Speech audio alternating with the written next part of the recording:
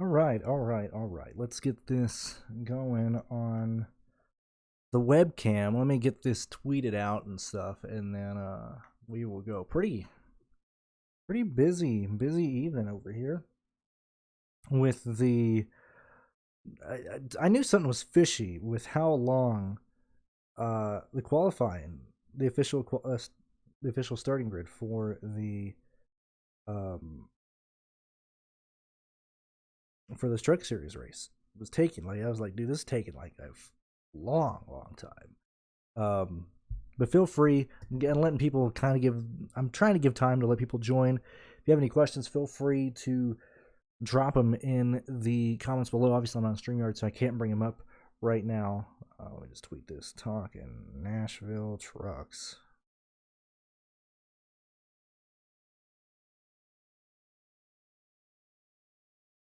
Let's go and get these hashtags in.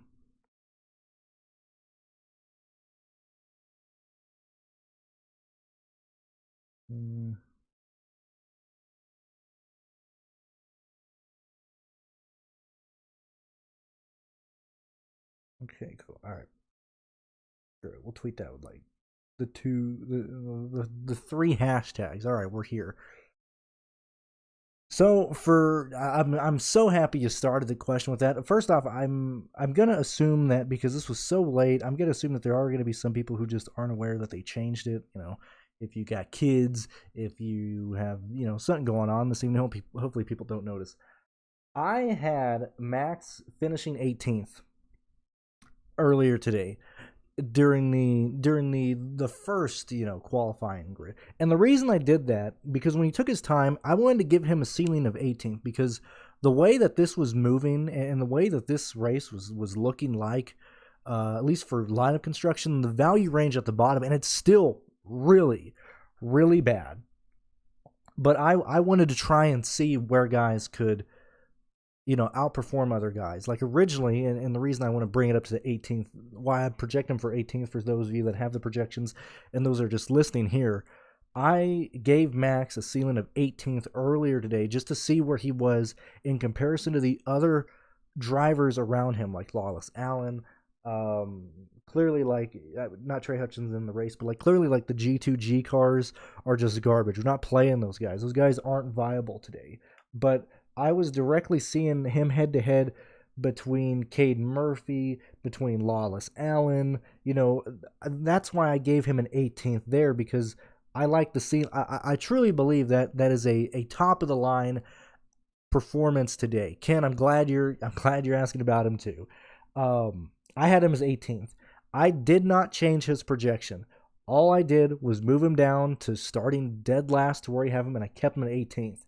And that's given him an outrageously high 8.6 45 point DraftKings day. Do I think he gets to 45 points? No, but I didn't want to change because I already had him as ceiling projection. At this point, I don't think it's really worth the hassle of me just projecting him to get somewhere around like 28 points, 30 points when he's clearly the play there. Like in my brain, it's really binary. Like Matt, with how he should race today, scores 29 points, 5.2 value, or 5.5 value, by far the best play in the 5K range. That in my brain, since I look at it as a binary, is he in or is he out, doesn't change for me. If I see him get a 5.2, he's in regardless if he hits fucking 29 points or 48 points. So I kept him with the projection, with the ceiling, true high outlier. He goes out there, runs a car. The Austin Wayne self can be a fringe top 15 contender. So I don't think it's necessarily what you project Max for. He's just the best value play there is on the slate. That's just what it is. I don't think it's really worth being, oh, do we have him for 36 points? Do we have him for 30 points? Do we have him for 40 points? It doesn't matter. I think it's very much a case of Max has a high chance of being viable, especially when you look around the drivers that he's at. I got to make sure that my lineup is updated. Really due to the fact that this slate really got super chalky. I pulled more of the lines that I had. I was doing about 7 before, pulled them all. I'm just gonna do single entry today. Highest entry I have is the 12. I think I only got like $33 in this race, just because I think Max is I just don't want to really compete with either trying to be overweight or fading him hoping he wrecks. I like Max. I want to build, and I like. There's very few good plays today. That's just what it is. Let's see. The slate locks in 40 minutes. Let me just make sure that. Okay, cool. So I think Max is a great play. I think there's very little viable plays today in this. I gotta move this thing so I'm at least looking at the camera, so I don't just keep looking down away from you guys. That's kind of rude.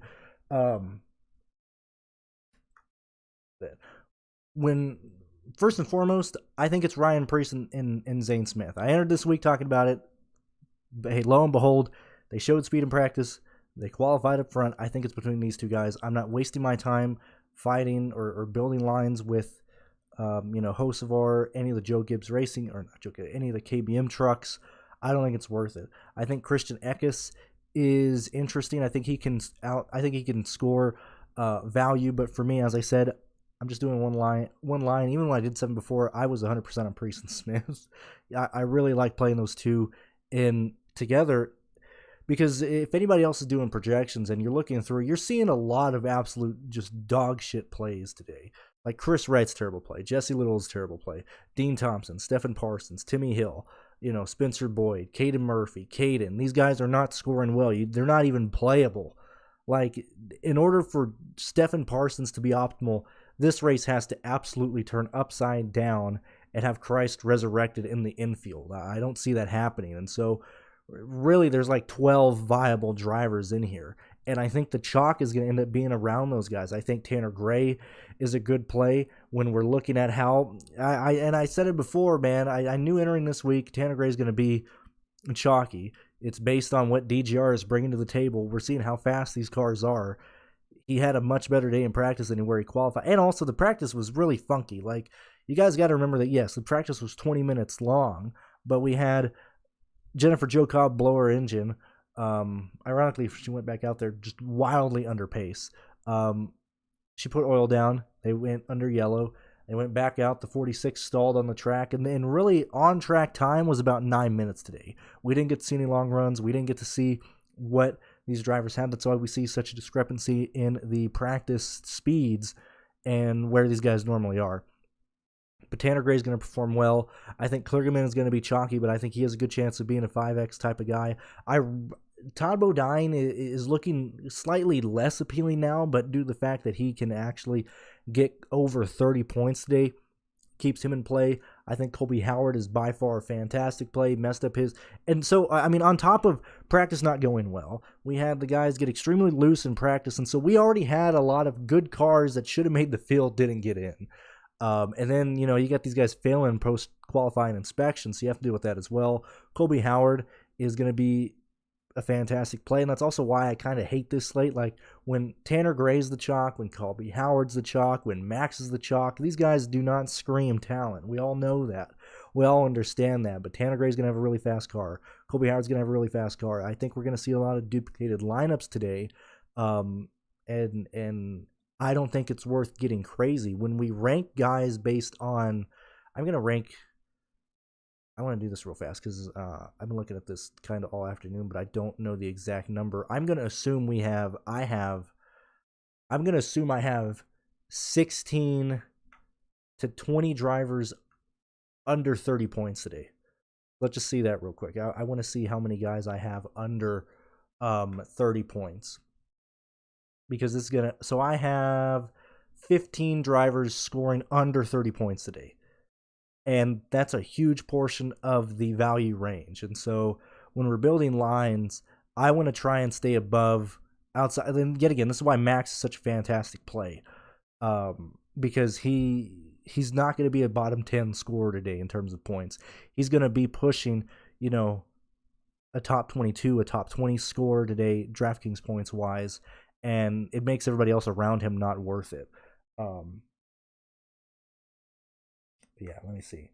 Let me go through these comments real fast. Thank you guys for joining. Thank you for joining me on this Friday. I know it's kind of late. I know it's been kind of crazy. But let's see here. You do whatever you want, JJ. I just personally, I'm not in the mood, certainly this late in the month,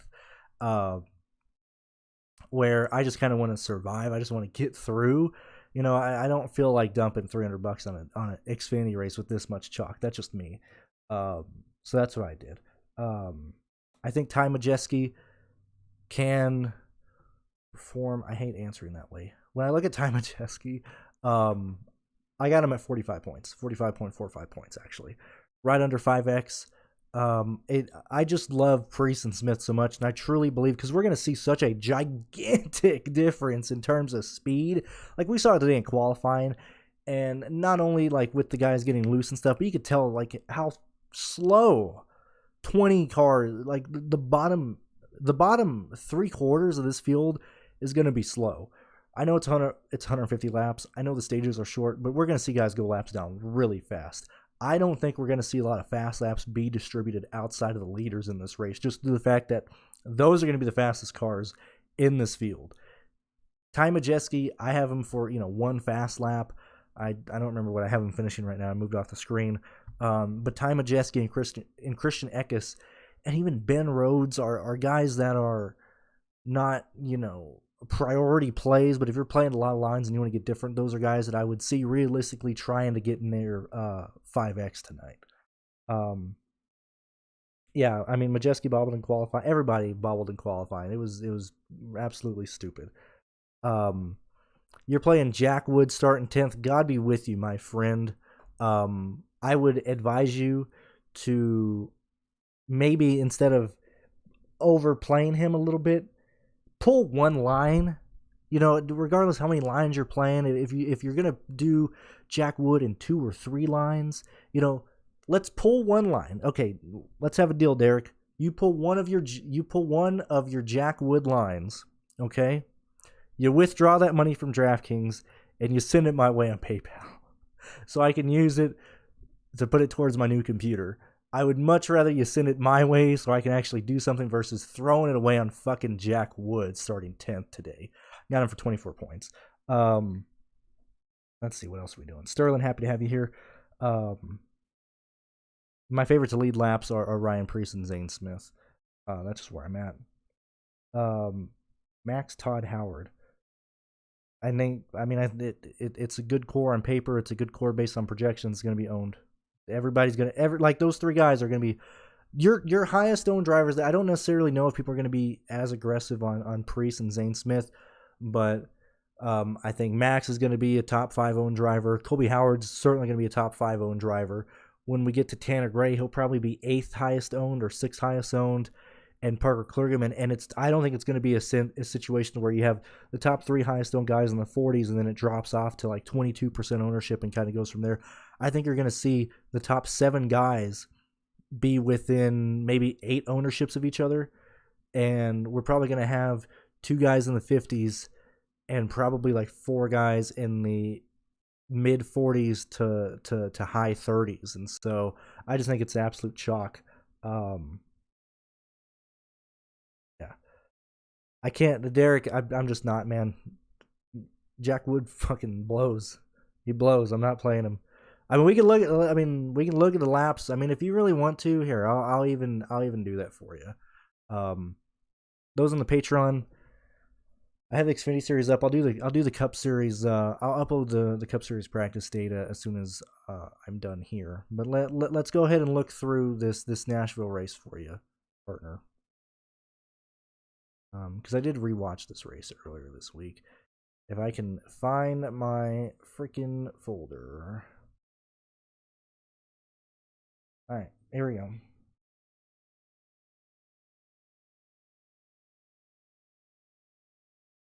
That's last year's. All right, seasonal. Let's go. We'll look at trucks. We will. I think I'm gonna stream this. Because it'll be a good little ad for the Patreon. So hey, maybe sometimes you think you want to go back and look at last year's race. You want to go back and look at something.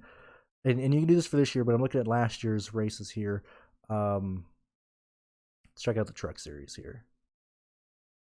And we'll look at good old Knoxville, and we'll look at Jack Wood, and we'll see how he did in this race in greater detail. Just because, Derek, I want to be here with you, and let's see. All right, so we're looking at Nashville. We're going to Jack Wood. I'm gonna run back and if you scroll all the way to the right, Jack Wood did run a lot in top 10. If you scroll all the way to the right, you'll see all these percentages. Very important when we look at this: 45% in the top 5, 32 in the top 10. But I think that's more, and this is why I'm not debating this. I mean, Jack Wood ran in the top 10 last year. He finished 11th, but it goes back to the gigantic discrepancy in terms of speed. I don't think Jack Wood runs this well this year. Jack Wood has been way slower this year compared to last year in terms of what he can bring to the intermediate tracks. GMS was better last year than they are this year. And when we look at the guys who ran to issues in this race and who wrecked out and who got really stupid, then you had multiple guys who should have finished in front of him crash. William Byron Blue Motor, Derek Kraus wrecked. When we look at Drew Dollar, I believe he got in the wall and got damaged early. Same thing with Chastain. What is it? Who's the other guy? I'm trying to remember who's the other guy I saw earlier this week. I think Creed got in the wall or got damaged or something. So anyway, like realistically, I think Jack Wood was probably 15th. He probably should have finished 15th last year. But this is when, at least that's my opinion, Derek. I'm not playing Jack Wood. That's just me, where I'm at this week here. Say no more. Look at that. I mean, and this isn't me just, throwing away what I'm seeing here. We're seeing the same thing. I really, really don't like Jack Wood today. Here, we'll even be graceful and give Jack Wood. We'll keep him 10th. That's 34 points. 5.5x at his price. I don't like that. I don't like the lineup construction that you can do. That's just where I'm at. Like, I don't think Wood is optimal, but that's where I'm at. BVP for the 4th straight stream in a row. Thank you very much for the $50 donation to the channel, to the computer fund, to everything we do here with Pearce and myself. I really do appreciate that. I have no idea. I have not looked towards Sunday. Pearce has some things going on right now, and so I think he was in the sheets earlier. But and I'm not complaining here. I'm just explaining. I'm having to do all the data, put in the qualifying order for the sheets, the Truck Series Day, most likely the sheets tomorrow as well. I had to answer 2 questions on Patreon, some things on Twitter, and so it's not necessarily like I'm not complaining, but I've been really busy today. I don't even know how I got to this point. I don't know what my point was. Either way, BVP, thank you very much for the support. And the Jack Wood, that's what I was coming around to. I don't think Jack Wood works, but that's just me. Is Crafton underpriced? I have Crafton for right out of 5x value. I think he could very easily work his way in the top 10. I'm giving him 10th right now. I think he is underpriced. I think Crafton's real concern, I need to look at the prices real quick before I check this. Crafton's real contender, and it's going to be based on how you build a line, because if you go on certain guys, you can't afford both these guys, and you can only afford one or the other. Crafton's main competitor is Kligerman. I think they score very similar today. I know Kligerman didn't show the speed in practice, but looking back at the other intermediate tracks this year, I can honestly look at that and say, okay, I think that was due to the shortened practice stint in time. Just not having a lot of laps. And a lot of these guys, there was nobody who did a long run, just the fact he didn't have time. When we compare that to Crafton, I like Parker Kligerman a little bit more than Crafton today. I think if you like Crafton, I think you should very highly consider Kligerman. He's cheaper. He's certainly safer. And you can use that extra $200 to try and get different somewhere else. But that's where I'm at there. We were playing under 7, 14-hour day. No, you're good. You're good, Sterling. Under 7. Let me take a look for you. I'm still on here.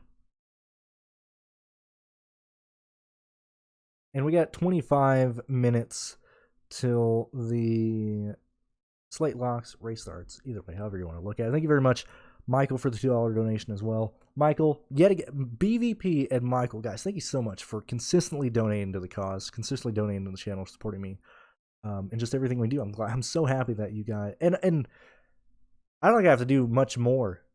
I don't have to say, like the video, subscribe. If you want to join the Patreon, you can. But, I mean, these guys donating this consistently and this amount of money should show you guys enough. Under 7,000, I think it's Todd Bodine. And see, this form, I think Todd Bodine's the only decent play. Under that. Caden is not a good play. Chase Janes is not going to work. I don't believe in Chris Wright. Nick Light is not going to work.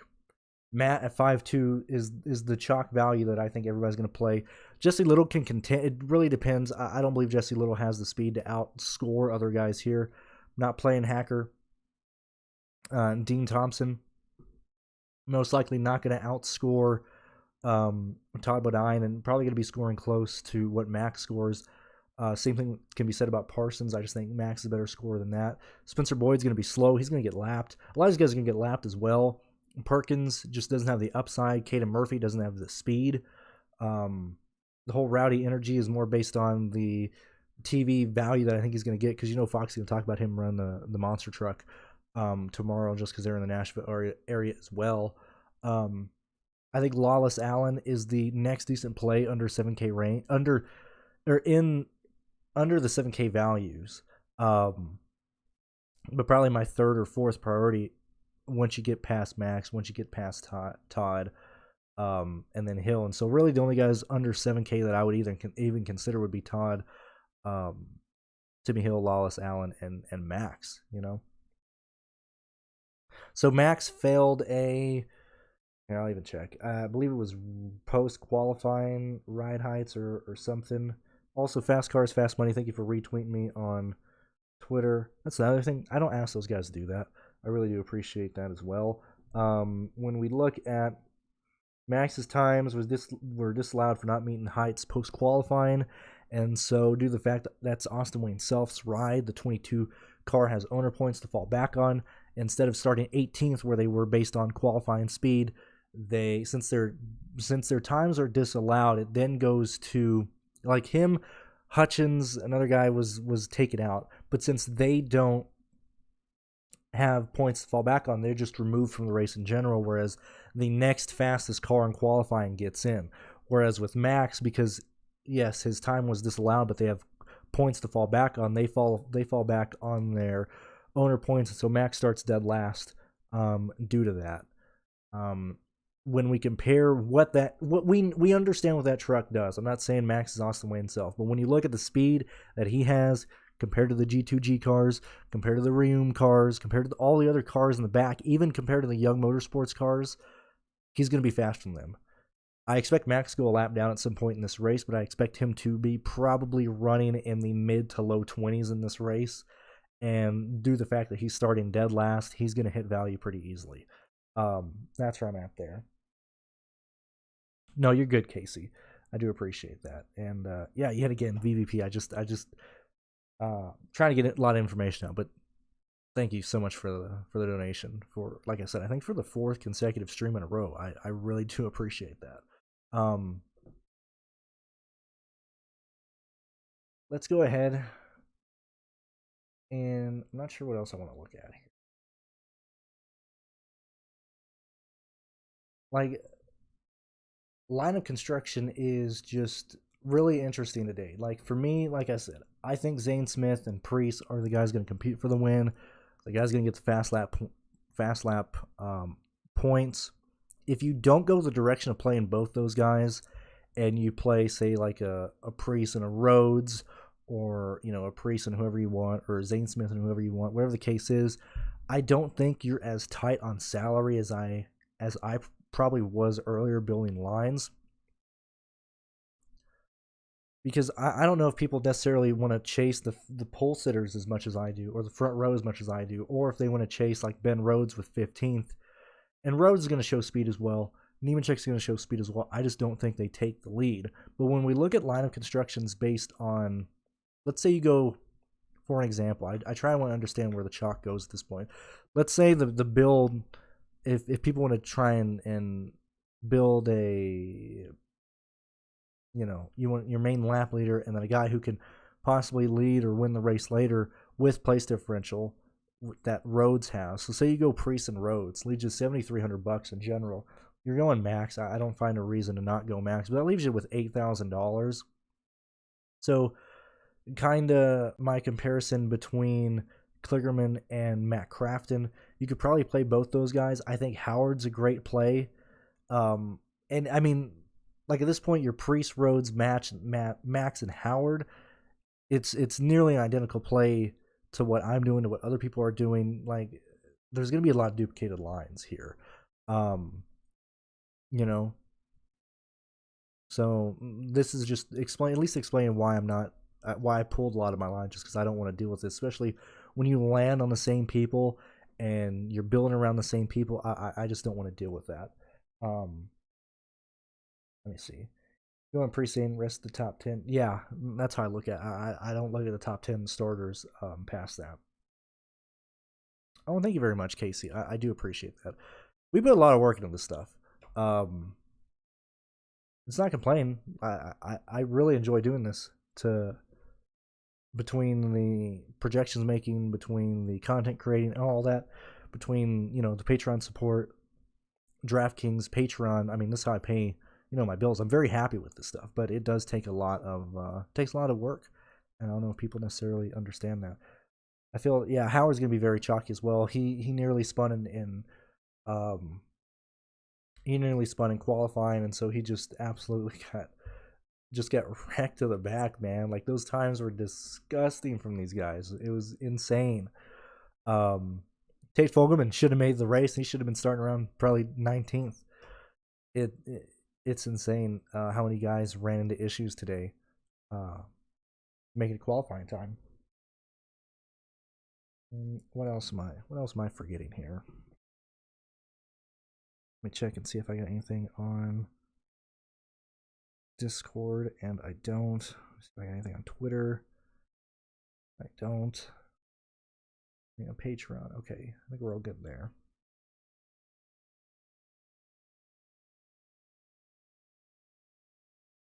Travis, thank you for liking the post on Twitter. What else here? I don't know. I think that's really it, man. It's a very, very chalky slate. And it's more so if you're not playing Gray, you're not playing a Howard, you're not playing Max, you're just hoping they run into issues. And when we start getting into that many chalk plays, that many guys who can hit 5x by basically not doing anything spectacular, just showing up and doing their own thing, it's very unlikely you're going to have all the chalk bust. Can happen. It's a truck series. But in a race where I think it truly gets spread out, we're not racing side by side outside of the first 3 laps of a restart, it's going to be very difficult to have, the top 4 or 5 highest drivers all run to issues. And when you have that many people being put into a majority of lineups, it's just a very, very chalky line. So in terms of GPP plays, I completely understand what you're doing, Derek. I completely understand. I don't feel like you need to go that crazy. So maybe I was a bit too harsh on you. Like, if I was going to play different today, or if I was going to do a line that was trying to get different, I would maybe try and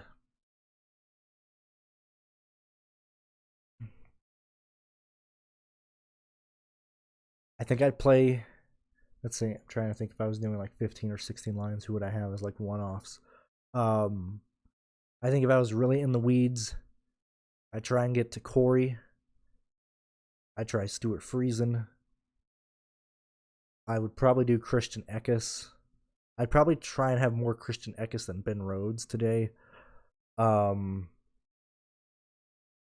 Trying to think of other plays that maybe Lawless Allen as well to try and get a different value in there, but it's just so difficult to build a line today that gets different, that has a chance of really working out without just a ton of help, you know? Like if you're like I said Corey Heim here, but in order for him to have a good day, you need one of Pearce and Smith to have a bad day. You need him to be the best car inside that range, in terms of price range. Now he is cheaper than other guys, so it's easier for him to hit value. But man, there's just so many guys here in this race that I just don't like, and I don't really want to mess with. So that's where I'm at. Any Nemechek? I personally don't have any, but I'm only doing one line. I didn't have Nemechek earlier when I had my 7 lines. I don't like KBM in this race. I think it's Smith and Pearce taking it away. I have no idea. I think Howard busted last week. I don't remember.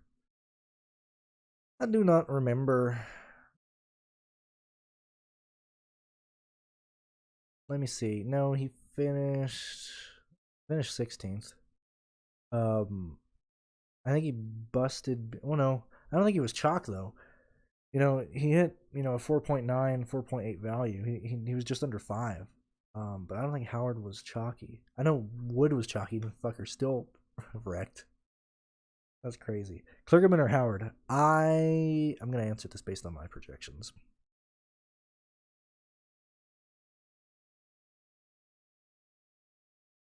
If I didn't have Kligerman getting a few fast laps, it would be identical plays in terms of projections. I would lean towards Kligerman because I think he's going to be lower owned compared to Howard, especially if it's a 1v1, 1 in, 1 out in the line. I'd probably go Kligerman for that. Howard, but Howard. I don't think that's. Man, I had a ton of Todd, but I think I had him in 4 of the 7 lines before, with him starting 33rd. Him moving up those 2 positions really take away the push to 5x for me. I got him at 32 points right now. And yeah, I think that's gonna be it, guys. We're gonna leave you guys, your 10 minutes to build lines, or if anything crazy happens here. The live show tomorrow and stuff, I'll be doing that through StreamYard. I'll set it up tonight. But this is just a really, really busy Friday, and it's still kind of busy over here. So sorry this was kind of like a last minute, literally right before lock type of video. I like to do that way more. But Gray, Bodine, I like Tanner Gray more. But yeah, thank you guys so much for being here, and best of luck. Lastly, yet again, Michael Curtis, BVP, thank you so much for the consistent support, the consistent super chats, and don't think just because you guys do it a lot that I get numb to it, or I'm expecting that. It blows my brain, blows my mind every single video that you guys do that on. I truly appreciate the support. I hope you understand that I'm not just doing this as some spiel or like faking that. I really do appreciate that. Thank you guys for supporting me.